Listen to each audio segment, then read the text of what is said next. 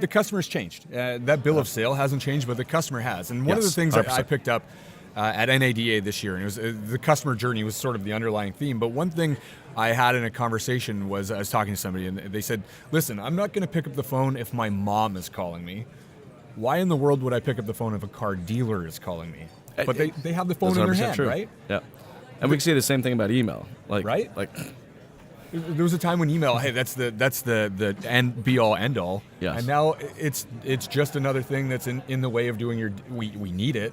But there's email that's important, and then there's email that, well, I'll get to this later, which usually means never. No, I agree with you. It's dealerships, and I agree. This is a really big change that needs to start happening now, is that we're still forcing our consumers to communicate with us in a way that they just don't normally do. Their usage of that form of communication is almost damn near gone. Mm-hmm. I'll give you, for example, on dealerships' websites. All right, there's always 3 or 4 things that are asked on every single form fill on every single dealership's website I've ever seen. It's first name, last name, phone, and email. Right? Would you fill that out? No. Right? Like it's crazy you even asked me for my email in the first place. Right. It's like, spam filters.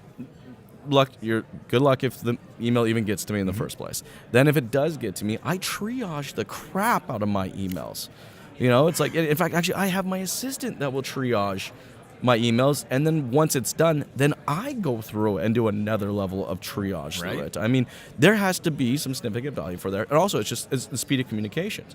I guarantee you it will take me 24 hours, 48 hours to respond to an email. Mm-hmm. And if I do respond to an email, it's because it's like there was some value for me to respond to it in the first place, right? That's my typical form of communication. Like, for me, it's like the totem pole of communication, right? If you want to get a hold of me in 5 minutes, you DM me on LinkedIn. Yeah. I live on LinkedIn, all right?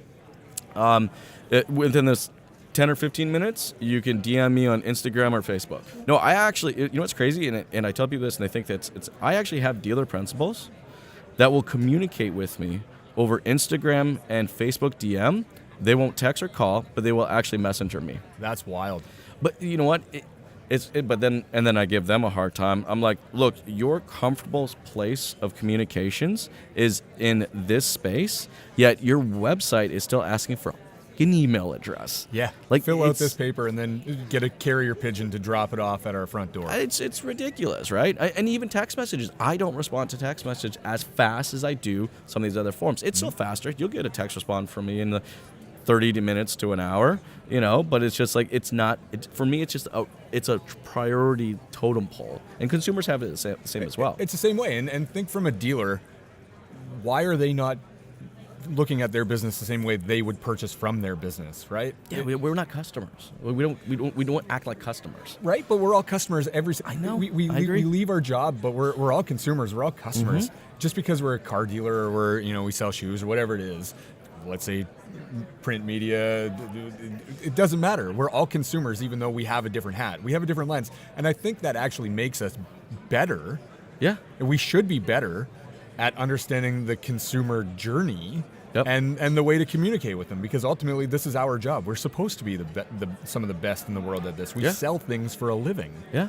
Why can we not find the process? We buy things. We know how we like to buy things. Why don't we factor that into our decision making when we sell things?